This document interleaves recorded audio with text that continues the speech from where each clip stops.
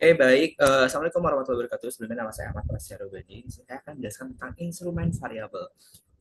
Sebenarnya saya sebenarnya sudah ini ya sudah membaca juga terkait dengan instrumen variabel itu sebenarnya apa. Jadi sebenarnya intinya instrumen variabel adalah variabel luaran yang digunakan untuk menggantikan variabel yang bermasalah. Atau kita sebut dengan variabel endogen agar menghasilkan estimasi parameter yang konsisten dan tidak bias. Sebenarnya simpelnya kayak gitu sih. Jadi kayak kalau misalkan kamu mau mengukur pengaruh pendidikan terhadap pendapatan, tapi pendidikan bisa dipengaruhi oleh faktor lain juga gitu. Jadi contohnya seperti kemampuan atau latar belakang keluarga, atau mungkin finansial dan lain-lain, maka pendidikan itu menjadi endogen. Kalau misalkan tidak pakai if, maka nanti akan bias dan tidak konsisten seperti itu.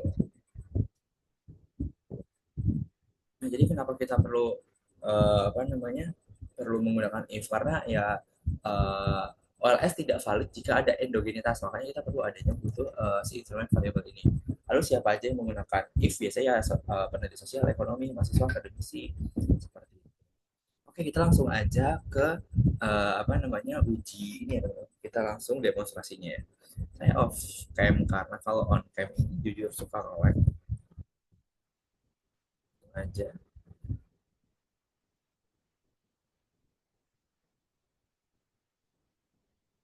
Oke, kita langsung praktek aja di sini. Sebenarnya saya udah masukin data ya guys.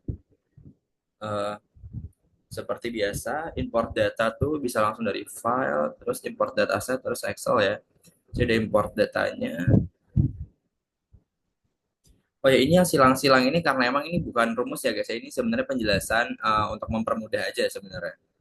Pertama di install packages, kita langsung aja run di sini teman-teman. Oke,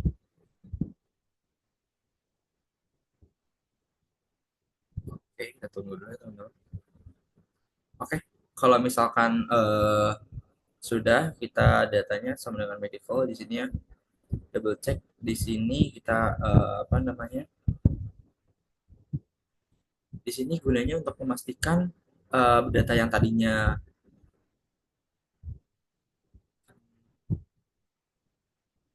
data yang jadinya ya datanya sebelumnya dulu numerik menjadi numerik seperti itu teman-teman. Ini langsung kita run aja. Oke, udah.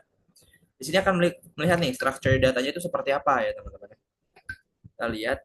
Oke, ini udah terlihat jelas. Selanjutnya di sini uh, kita akan define atau menentukan variabel dan kita menggunakan variable dependennya itu expand, terus endogennya itu health, terus ada age illness income dan instrumental variabelnya di sini saya memberikan accuracy ratio atau internal security income ratio. Ini langsung kita run aja ya teman-teman.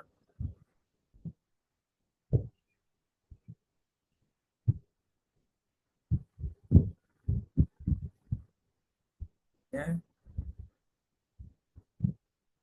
kita blok dulu teman-teman. Levar, oke. Okay.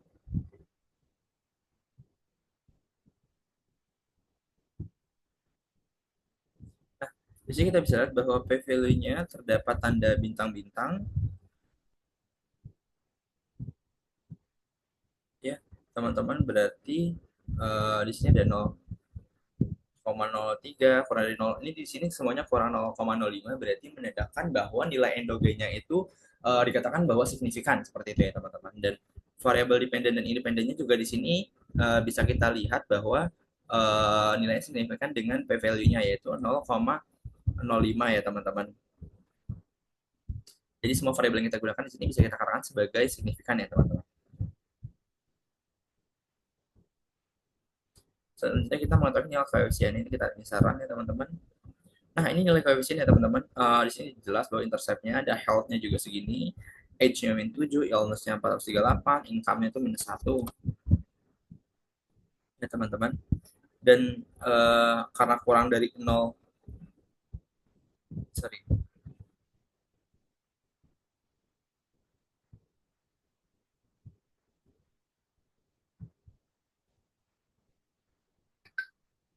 selanjutnya kita akan estimasi menggunakan TSLS ya teman-teman. Sorry.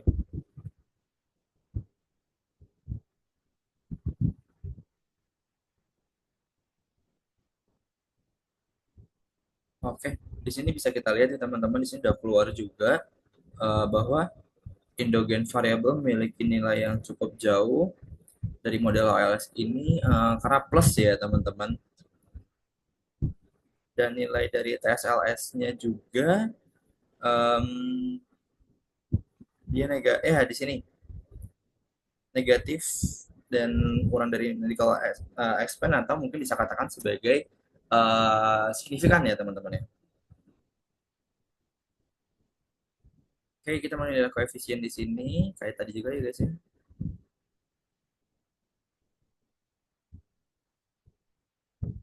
Oke. Nah, kalau misalkan nilai estimasinya lebih dari LM1, berarti setiap peningkatan itu lebih kuat daripada OLS. Makanya, dan kalau misalkan P value-nya kurang dari 0,05 berarti signifikan. Dan kemudian jika T value-nya kurang dari 0,05 berarti harusnya aman dan bisa dijalankan selanjutnya ya teman-teman. Dan ada hubungan antara korelasi kuat antara variabel di luar model seperti itu. Jadi kita bisa mengcompare nilai ini dengan LM1. Ini kan kita bisa lihat ya, nilainya segini, sedangkan LM1 tadi mana LM1? Nah ini ya, nilai LM1. Baik, selanjutnya kita akan menentukan melihat nilai F stat ya teman-teman. LM1 dan LM2. Oke, LM1 nol, ininya nol juga.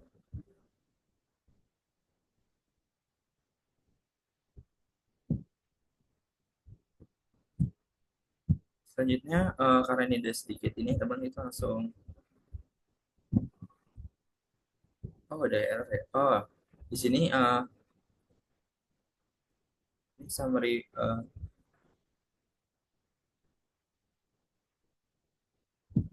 nah ini juga kenapa nol, eh, kenapa nol? Karena sebenarnya mungkin bisa dikatakan bahwa dari package-nya sendiri tidak menyimpan nilai ekstra secara langsung. Soalnya kenapa tidak terdefinisi dan nol. Dan ini bukan error ya teman-teman, karena kalau error tuh bakal seperti ini, beda. Jadi tidak masalah gitu ya. Selanjutnya summary LM, ini bisa lihat kita value-nya, NUMDF-nya, dan DF-nya.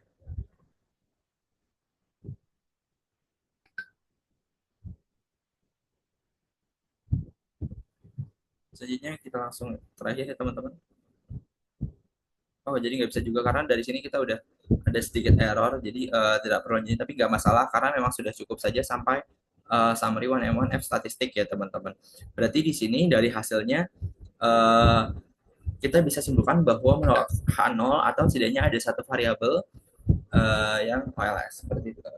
Oke, uh, mungkin cukup sekian dari saya Ahmad Wasyarubani